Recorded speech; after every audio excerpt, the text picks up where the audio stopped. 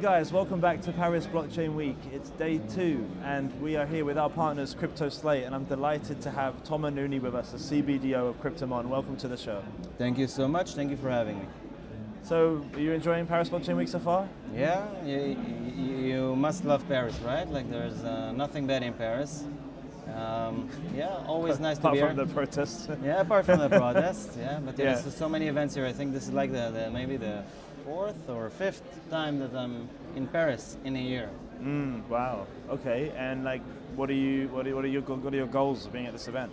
Well, mainly partnerships, coming for meeting our existing partners and new potential partners for partnerships in the game, scouting for new investment opportunities and new interesting companies. I'm also an angel investor myself, Okay. and strategic advisor to various companies. Always looking to make new connections. I was invited to speak at the conference. I spoke at the second day of the conference. Nice. Alongside Solana, Decentraland, etc. We had a nice panel. And yeah, that's about it. Okay, cool. Sounds like you've been a busy man already. All right, so look, for those viewers that don't know what Kryptomon is, what is Kryptomon? So Kryptomon started as a project, a Web3 gaming project. Yeah. We aim to create an experience of Tamagotchi mixed with CryptoKitties and Pokemon, of course, as you can guess. We launched our IDO at June 21.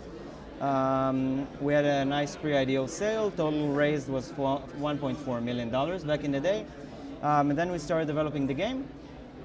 Since then, many things have changed in the company. We've evolved. Nowadays, we're 37 people in the company. We're a huge team developing both games and gaming technologies in-house.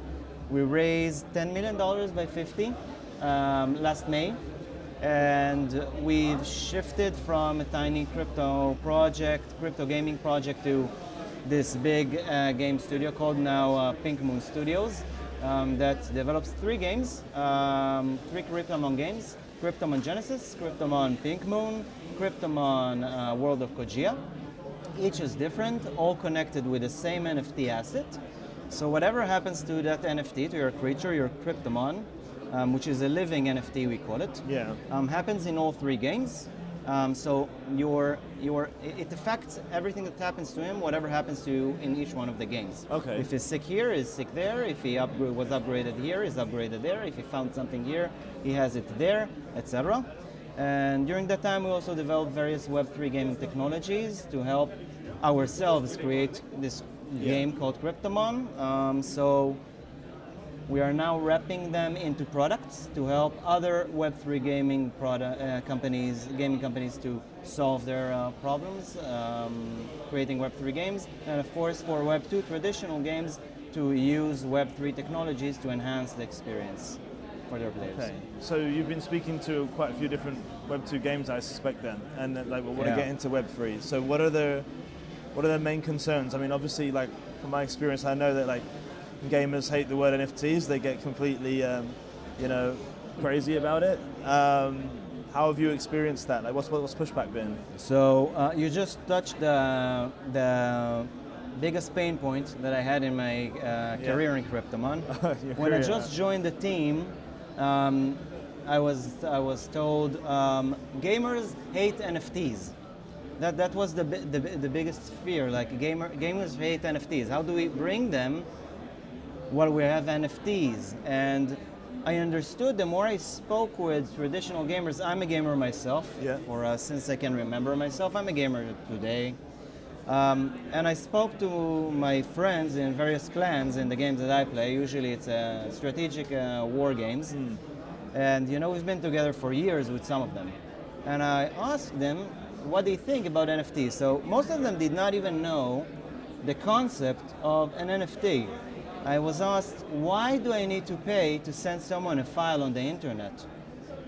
Why would he pay me to get that file? Everybody can get that file. I can just download it and copy paste it. So the whole concept of NFTs, I understood that most of the market does not even understand what NFTs are. They don't hate it. They do not understand it.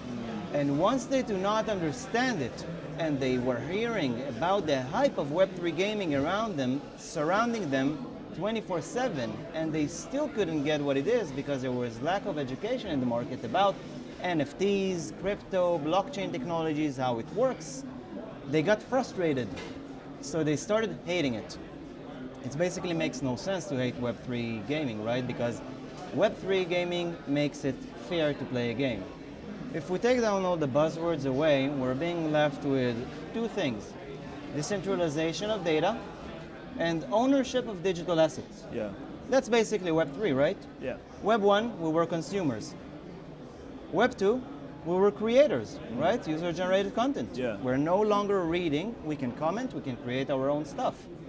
And 3, we are owners. So from consumers to creators to owners. That's Web 3. They cannot hate it because it makes it fair. If you're playing a game, you've wasted your time and money playing a certain game. Why would that game character, that asset won't be yours? Why can't I sell it to you? Yeah, I agree. It just makes sense, right? Yes, you earned so that's about gamers hating NFTs. Yeah. About the challenges. How do we change that? How do we educate them? I mean, and in fact, I even said the question wrong. Educating them, like that's just like sounding. That's just going to piss them off even more. The way that I said that. It's like, how are we going to onboard them without lecturing them? Great question. I've been That's suffering one, from it also for the last year and a half. Trying to onboard Web 2 gamers into Web 3. How do we educate them? So there's the way to say, I'm smarter than you, I'm educating you. And then he says, I don't want it, I'm good where I am. And there's the way of just letting him understand for himself why he should want it. Yeah. So back in the early days of Web 2, I had the third social media marketing agency in Israel back in the day. And people asked me, why would people use this Facebook thing? Why do I need to put my picture there? Yeah. And people will see who I am and will know my name, they will know where I live, they will know what I think. It was very strange for people to understand why they should participate in social media, why they need to be there. Yeah. And then they just joined because everybody were there, right? And they understood that while they're getting the stage to share and express their opinions and not only consume data, they can actually have an impact on others. And they can get responses from others, right? On their content, feel better with themselves. Get help with stuff, share, just be happy, see what others are doing. And they all joined. We need to allow gamers, and that's what we're trying to do in Kryptomon now. We've created a system to be onboarded completely seamlessly without the pains of crypto and just join as Web3 users without even knowing that they're using a Web3 game and giving them their assets, right? If you're playing World of Warcraft for years and you want to sell your account, you will be banned. You cannot sell your account. But these were tireless nights that you were waiting at night, for events and for raids. For years you were developing, relationships with other players so they will be part of you will be part of your clan, you will be playing together, and then you want to sell your assets. You've wasted good years, good times on it. Why not do it? By allowing players to just get it, giving it to them, and then they will understand what they got, and they will ask the questions, and they will come for it. That's where I believe we will bridge the gap between Web 2 players and Web 3 players by just allowing them to seamlessly join blockchain-enhanced games and giving them everything without having to know anything about blockchain at first. So obviously, with your experience in Kryptomon and gaming, as a gamer yourself, as a Web3, expert, I think we saw so much VC money went into games, including Kryptomon over the 2021 period bull market. Now I know it can take years and years and years for AAA games to come into play, and we'll probably see that maybe in the next bull run and finally come to fruition. When do you think we'll finally start? Like, do you think these, let's say, OG AAA games, like was it Star Atlas, some that are coming out, and Illuvium, do you think that they will actually capture the Web 2 gamers? Or do you think we still got a way to go when they actually go live fully? Well, I still believe that they will be facing the same problem, right? Yeah. Like, unless you're giving a free-to-play version or an easy to onboard method without having the whole crypto mumbo jumbo surrounding around it and all of the technological difficulties, they will be stuck at the same place. Like, for a traditional gamer, right? Why would I struggle to play Elysium, because it's a Web3 game, when I can just turn on my PlayStation and play the next, I don't know, Metal Gear Solid, or play World of Warcraft, or play FIFA, or whatever. Just open my PlayStation and download one of the top 10. What's different in Elysium? What's different in Star Atlas? What's unique about them? I need to explain it to a normal gamer in a way that it will be easy for him, A, to understand, E, to execute upon, to participate in this game. If they won't solve this problem, they will be stuck exactly the same place. I do not believe that a AAA experience or whatever experience will force players to onboard Web3 games, but the way they will be onboarded. So I think that's a great response, thank you. I think it's quite interesting, right, because suddenly, I used to play games all the time. I had FIFA, Call of Duty, my two favorites, and various other games. But anyway, I obviously wasn't getting paid for that, even though I was top scorer on Team Deathmatch every single time, 45 kills, 6 deaths, all the time, doing amazing. And I wasn't getting paid, I just loved playing. And so, with all the financialization of gaming, like incentivization, especially even for kids, like that play games. So I was a kid when I was playing, 15, 16, like, how does that change the philosophy of gaming, like long term? Like, because if everyone's just, I'm playing so I can earn, obviously there'll be some people that play because they love it, but will that just change the kind of whole characteristics of gaming, like, fundamentally? You're touching another interesting and important point about why would players play the games. So, when you played games because they were fun, because you enjoyed playing them. Yeah. Did you ever think about earning in a game? No, I don't think so, not really. Never. Just points. First thing that I've done, joining in August 21 to Kryptomon, was opening the website, clicking edit on the top, and changing the play to earn to play and earn. I deleted the two and changed the and. Kryptomon coined the term play and earn, and we are preaching the need for companies in this space to stop creating games where people will be focused on earning and games where players will be focused on having fun playing. Until that happens, we will keep seeing the scams and the Ponzi schemes that we were seeing around us in all of this play-to-earn industry. Basically, play-to-earn was never a sustainable model. It was never battle-tested. Play-to-earn was invented somewhere around April 21st. That's about when the model was starting to rise.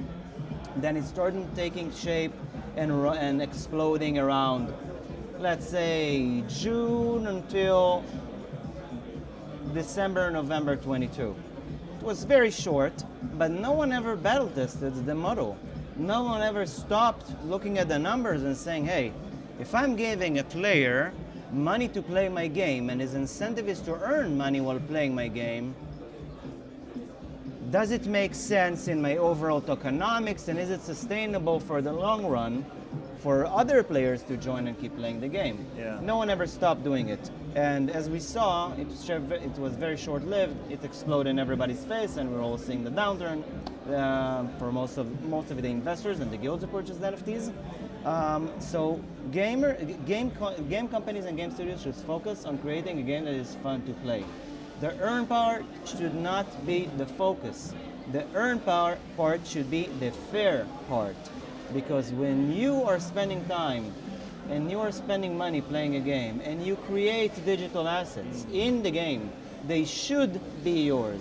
You should play and earn. You should have the ability to own your digital assets, but you should not play to earn money in the game. Then it stops being a game, and we call this game jobs. Yeah, it's a subtle change, but it's a very important, philosophical change. I completely agree with you. So, speaking of fun, making games fun, And we'll take the Kryptomon bias out just for now. But Yeah, just as a gamer, which you are, what are the most fun Web3 games that you've played so far? Well, there are not so many I'll wait. actually Web3 games, that we can actually play, and enjoy. So it's very hard for me to point the finger at something and say that I had an amazing experience playing that game. I can tell you that by seeing, alpha stages and beta stages of Elysium, it seems like a great fun game. Have you played Undead Blocks yet? Excuse me? Undead Blocks? No, not Looks yet. very, very good. I mean, I downloaded it. Haven't played it yet because Yeah. it wouldn't open. But anyway, it's typical. But like the gameplay, it's like zombies, right? So like, did you play like Nazi zombies on Call of Duty? Uh-huh. So it's a bit like that, and it looks really fun. So that's actually a game that I'm looking forward to playing because it's fun. I used to play stuff like that. And obviously, if I could, Definitely check it out. Undead Blocks. Undead Blocks. Yeah, Sounds it looks very cool, and like it's good graphics, fun to play. I don't work for them. I just think it looks good. Of course. We're having fun. But I'd say check that out if you like zombie games. I will definitely will. And what about the esports scene? That's interesting, obviously, because esports it's taken off, but I don't know if it took off as much as people thought it would take off. Like I'm talking Web 2. I know it's big and some, but I think some people thought esports was going to be like massive, like as in like, yes. as big as sports almost. I don't think it's quite there yet. Obviously, I guess there's more time to go. It's still nascent-ish. Web3 esports, obviously very, very nascent. What do you think about esports? So like basically our agency EAK, we have a brand called W3E, which is Web3 esports game. It's obviously very, very nascent. We have 2 guys on our team that are ex-professional players for FaZe Clan. And we've been working with a number of different games. One of them is Solana blockchain called EV.io. We're literally creating leagues for Web3 games to build communities of actual gamers. And it's been fun, but it's still really early, really early.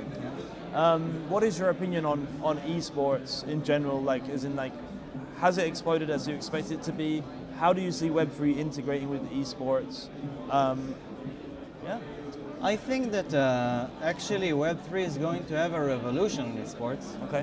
And I believe that by 100% I'm betting that it's by far going to create a whole new industry. That's what will take sports, that's what will put actual sports, I believe, in esports. And I will explain why I think so. Sure. When you have a soccer team, right?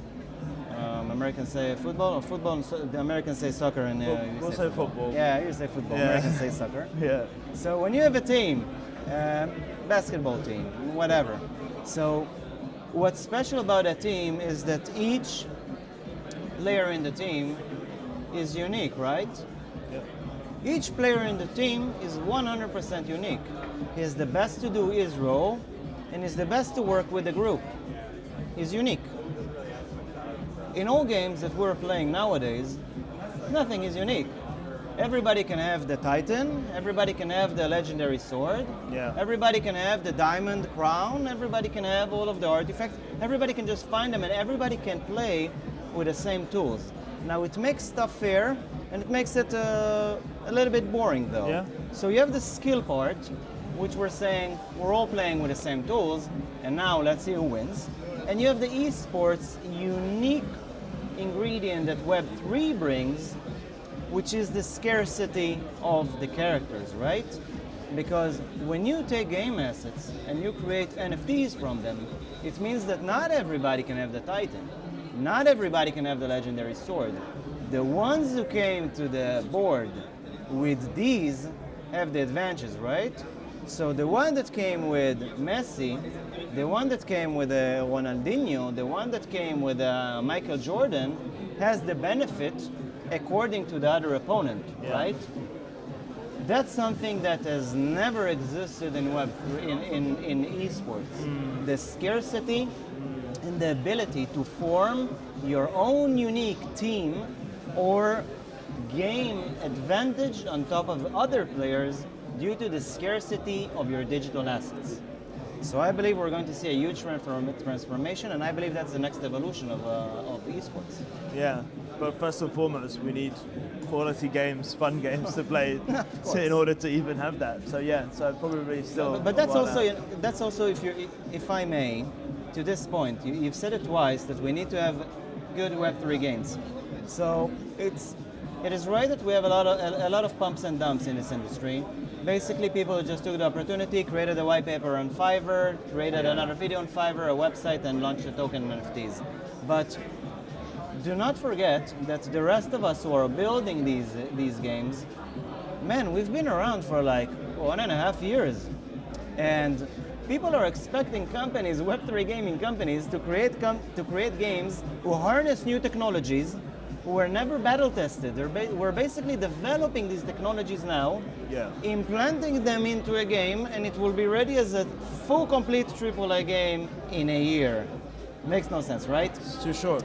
Too short. Now, most of the companies, game companies, they start as a team of creators. They raise funds from VCs or angel investors. They go for 3-4 years, create a game, and they launch it on the market. Yeah.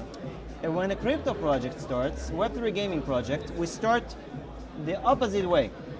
We start with a white paper, we raise funds, and then we need to build a game. Our average investors are not as complex and understanding as the VCs and the angel investors, as the professional ones. There's a community that understood, that they're waiting for it to explode and they want to become rich overnight.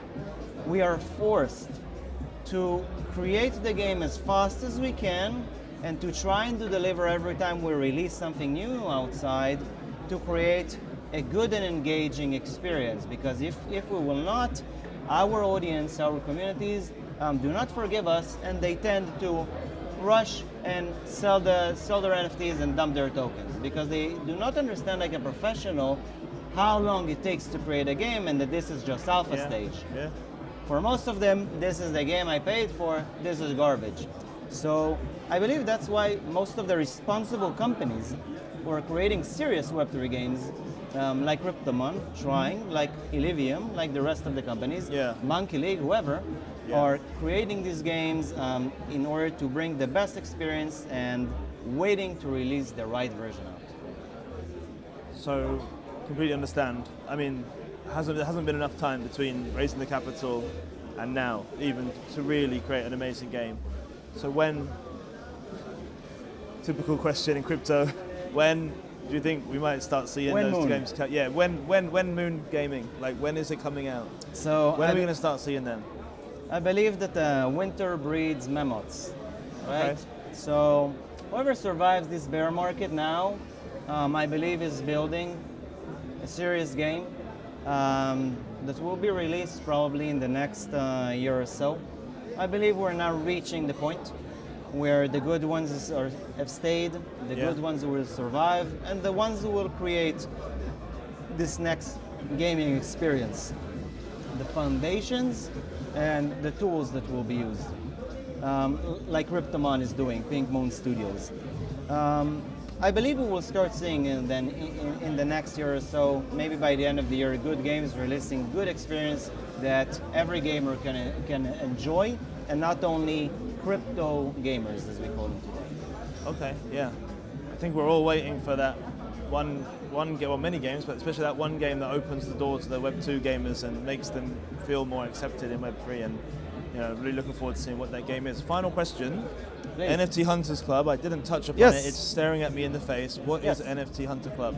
So, this is actually our first, this is a digital NFT. Okay. So these are, our badges, and this is a base. These will be able to be used in Kryptomon as achievements and as unique NFTs that once you will get as game achievements, you will be able to order and wear them as unique NFTs, so you will be able to flex your achievements. All right. Nowadays, you and I cannot do it in PlayStation. With NFTs, we can. You will be able to verify their authenticity. And the Hunter Club means that you're part of our unique club that participated in the special sale that we had, the first digital NFT with Binance, a sale that we've done on Binance NFT Marketplace. And you were able to participate freely in our treasure hunt event happening every full moon for 3 days. It's our AR experience. Basically, you can say we were the first move to earn.